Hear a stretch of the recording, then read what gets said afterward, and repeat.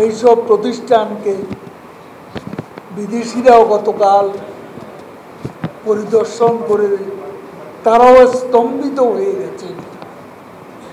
এরকম ধ্বংসযজ্ঞ কি করে হতে পারে? এবং এর থেকে এটাই প্রমাণিত হয় যে ছাত্রদের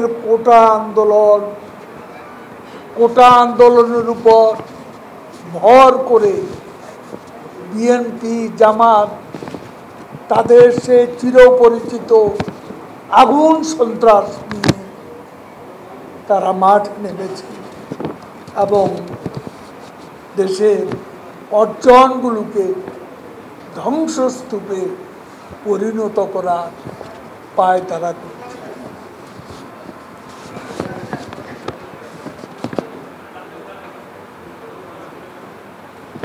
আমরা বারবার বলেছি, আজকে লন্ডনে পলাতক দণ্ডিত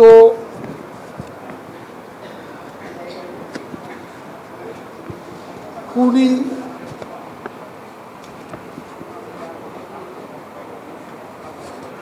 জিয়া পুত্র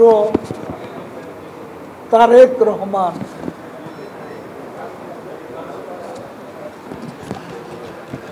অর্থ এবং নির্দেশ প্রদান করে সারা দেশ থেকে নাশকতা মামলার আসামি সন্ত্রাসীদের ঢাকায় জড়ো করেছে এবং তারাই শিক্ষার্থীদের আন্দোলনকে ঢাল হিসাবে ব্যবহার করে এ সকল নির্মম হত্যাকাণ্ড ঘটিয়েছে। এবং আমাদের প্রধানমন্ত্রী শেখ হাসিনার স্বপ্নের প্রজেক্টগুলোকে ধ্বংসস্তূপে পরিণত করিয়েছে। এই নৃশংস হত্যাকাণ্ডের এবং ধ্বংসযজ্ঞের দায় তাদের, যারা সারি সারি লাশের উপর দাঁড়িয়ে ক্ষমতা দখলের দুঃস্বপ্নে বিভোর।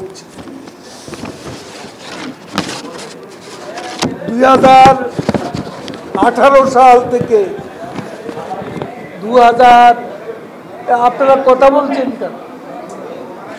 কথা বন্ধ করতে হবে। 2018 থেকে 2024 সাল পর্যন্ত কোটা নিয়ে একদিনের জন্য আন্দোলন হয়নি। তবে কেন হঠাৎ করে এ মরণপণ আন্দোলন? এ আন্দোলনের কুশীলব তারেকের নেতৃত্বে বিএনপি জামাতের দোসররা। এ আন্দোলন যতক্ষণ শিক্ষার্থীদের হাতে ছিল ততক্ষণ কোনো সহিংসতা বাংলাদেশে হয়নি। পুলিশও সহনশীল ভূমিকা পালন করেছে। সকল পক্ষ ধৈর্য ধারণ করেছে। এ আন্দোলন বিএনপি জামাতের সশস্ত্র ক্যাডাররা টার্গেট করে হামলা চালিয়েছে। তাদের পূর্ব পরিকল্পিত কোথায় কোথায় আক্রমণ করবে আগে থেকেই সব তারা নীল নকশা তৈরি করেছে এবং তার মহড়া দিয়েছে। মাসের পর মাস বাংলাদেশের বিভিন্ন জায়গা থেকে তাদের সেই 2013, 14, 15 সালের অগ্নি সন্ত্রাসদের ঢাকা এনে বিএনপি জামাতের এই অগ্নি সন্ত্রাসদের ঢাকা জড়ো করে এই তাণ্ডব শুরু করেছে এই আন্দোলনে বিএনপি জামাতের ক্যাডাররা নির্বিচারে গুলি চালিয়েছে।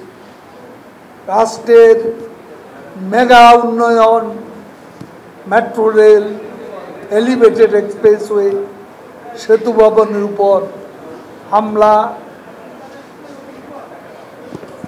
আমাদের বাংলাদেশ টেলিভিশন হামলা, ভাঙচুর, অগ্নিসংযোগ দেখলেই বোঝা যায় কারা এই ধ্বংস যজ্ঞ চালিয়েছে।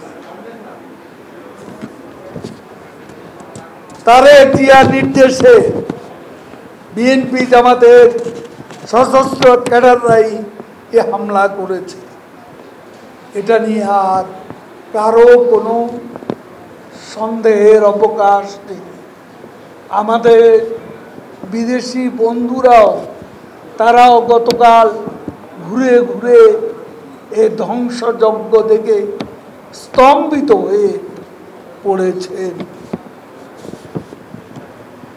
আপনারা জানেন, কিছুদিন আগে ঢাকা মহানগর সহ বিভিন্ন জায়গায় বিএনপি কমিটিতে রদ বদল হয়েছে।